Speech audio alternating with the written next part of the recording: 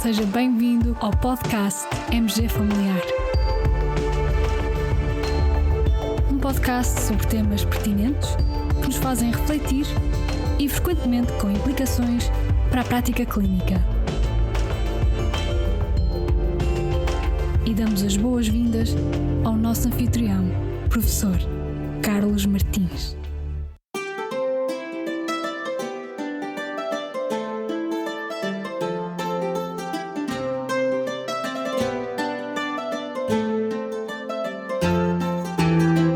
Olá a todos, bem-vindos a mais um episódio do podcast MG Familiar. Hoje vamos falar sobre uma possível inovação no tratamento da osteoartrose do joelho em pessoas com obesidade, o uso do semaglutide. E para isso temos de volta o nosso Journal Club, com a presença dos nossos colegas Rosália Páscoa e Luís Monteiro. Olá Rosália, olá Luís, bem-vindos. Olá, Viva, obrigada. Olá a todos. Então, que estudo temos hoje para partilhar com os nossos colegas? Ora então, hoje temos um estudo que se intitula Once Weekly Semaglutide in Persons with Obesity and Knee Osteoarthritis e trata-se de um estudo que foi publicado no final de outubro de 2024 no The New England Journal of Medicine. É um estudo bastante pertinente, que está, conforme já abordamos, voltado para uma questão que temos todos os dias na prática, a osteoartrose. De facto, a osteoartrose do joelho parece ser a forma mais comum de osteoartrose e a obesidade também parece ser um fator de risco muito significativo aqui para o desenvolvimento e para a progressão desta condição. E é um bocadinho aqui que os autores depois vão sedimentar o seu estudo e a pertinência do mesmo. Também porque, paralelamente, as orientações para o tratamento da osteoartrose são que haja redução de peso e que haja atividade física como primeira linha na gestão desta situação. Os autores pretendem, então, mais em concreto, perceber se o semaglutide pode ser aqui uma medicação que ajude nesta perda de peso e, portanto, capaz de ter efeitos terapêuticos na osteoartrose do joelho. Desenvolveram então, já passando um bocadinho para a metodologia, um estudo durante 68 semanas, duplo cego, randomizado e controlado por placebo, e os participantes deste estudo teriam como critérios de inclusão terem obesidade, portanto o índice de massa corporal maior ou igual que 30, o diagnóstico clínico e radiológico de osteoartrose, e aqui foram bastante objetivos e respeitaram os critérios do Colégio Americano de Reumatologia, e ainda terem pelo menos uma dor moderada. E aqui também, acho que é de salientar, utilizaram o índice do OMAC, que também objetiva aqui esta questão da dor. Fizeram 2 grupos, um placebo e um então com medicamento, o semaglutide subcutâneo na dose de 2,4 mg, uma vez por semana, e em ambos os grupos tinham ainda adicionalmente aconselhamento sobre atividade física e dieta no sentido da redução calórica e, portanto, também esse aspecto do estilo de vida. E pretenderam então avaliar se de facto havia depois variação percentual do peso corporal, se havia alteração na pontuação do índice da dor e ainda se havia alteração na pontuação num questionário sobre função física e bem-estar que também utilizaram. O desenho parece interessante. Luís, queres partilhar um bocadinho os resultados? Sim. Houve então um total de 407 participantes neste estudo, com uma média de idade de 56 anos, uma média de IMC de 40,3 e a média naquele score da dor do OMAC era de 70,9. O total de participantes em relação ao género eram 81% mulheres. E de facto o que aconteceu foi que, em relação à redução do peso entre o baseline até à semana 68, foi de uma redução de 3,7% no grupo que no fundo teve intervenção com semaglutide e apenas 3,2% no placebo.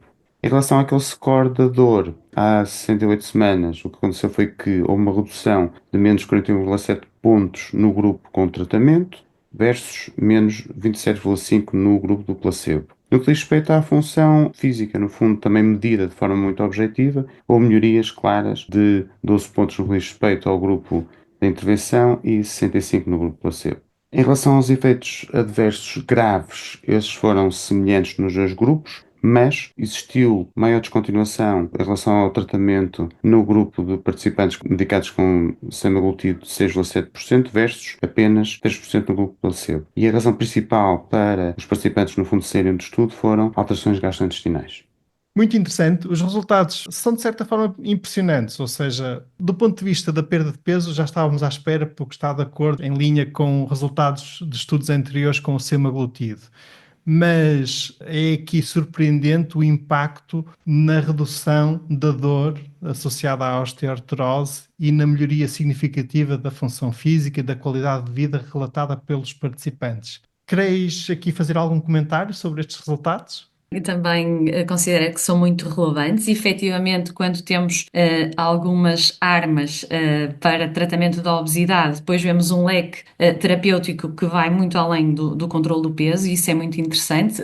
Cada vez mais nos habituamos a ver isso porque temos fármacos cada vez mais com impacto nesta questão do peso e, efetivamente, acho que é uma área que deve ser prioritária em termos de intervenção, porque aquilo que são os efeitos terapêuticos vão para a área cardiovascular, entre outros aspectos também de outras doenças que são muito prevalentes na nossa população, e acho que este tipo de intervenções pode ter, de facto, muito futuro na prática clínica.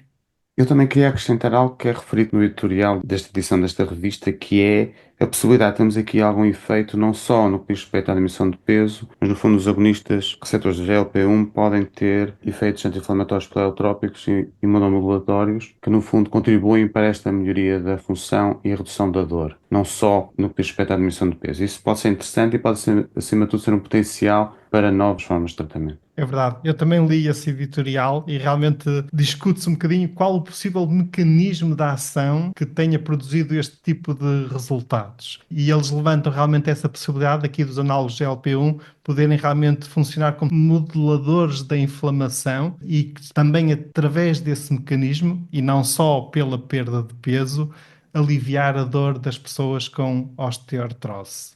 São resultados interessantes e são perspectivas interessantes, contudo, também, por vezes, olhamos para estas situações na prática clínica com algum cepticismo, ou seja, e se pensarmos um bocadinho na lógica daquilo que são às vezes as estratégias do disease mongering, sabemos que um exemplo clássico é quando é lançado um novo fármaco ou uma nova categoria de fármacos que, por vezes, são lançados para tratar uma patologia. Depois existem estratégias quase de expansão das indicações desses fármacos. E realmente aqui temos um fármaco que foi investigado e lançado inicialmente para tratar a diabetes. Depois, mais tarde, descobriu-se o seu efeito notável para ajudar as pessoas a perder peso. E neste momento são uma das ferramentas mais úteis que dispomos para realmente ajudar as pessoas com obesidade. E agora está aqui uma nova vertente. Portanto, eu diria que é realmente algo inovador e que levanta aqui uma nova linha de investigação e que precisamos agora de estudos futuros, adicionais, que permitam, por um lado, verificar se outros fármacos deste grupo, desta classe terapêutica, se estes resultados também se verificam. Por outro lado, também permitir, há aqui questões que se relacionam com a adesão terapêutica devido aos efeitos adversos e, portanto, tentar perceber a sua segurança a longo prazo e, ao mesmo tempo, a adesão terapêutica a longo prazo nestes pacientes com osteoartrose, mas pode ser que realmente tenhamos aqui uma nova ferramenta terapêutica para ajudar os nossos pacientes com dor crónica, que sabemos que é uma situação muito desagradável e que com grande impacto na qualidade de vida das pessoas que têm então dor crónica associada à osteoartrose. Caros colegas, foi um gosto ter-vos convosco, Luís e Rosália. Agradeço muito o estudo que vocês nos trouxeram a este Journal Club. Obrigada a nós, até uma próxima oportunidade. Obrigado e até à próxima. E assim chegamos ao fim de mais um episódio do podcast Temos a Familiar. Esperamos que tenha sido útil e que possa contribuir para a vossa prática clínica no dia-a-dia. Obrigado por nos acompanharem, fiquem bem, continuem bem, até ao próximo episódio.